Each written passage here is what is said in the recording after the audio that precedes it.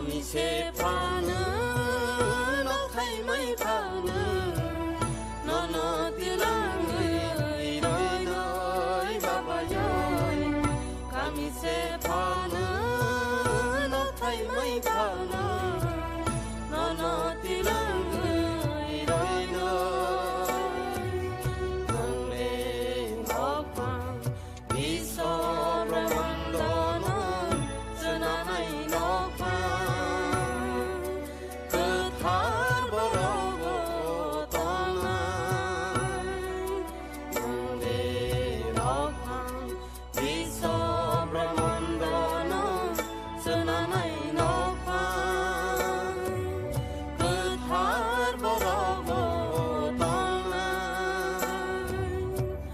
Kami sẽ phá nữa nó thay mấy phá nữa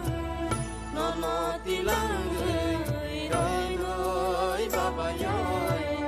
Kami sẽ phá nữa nó thay mấy phá nữa nó tí lăng người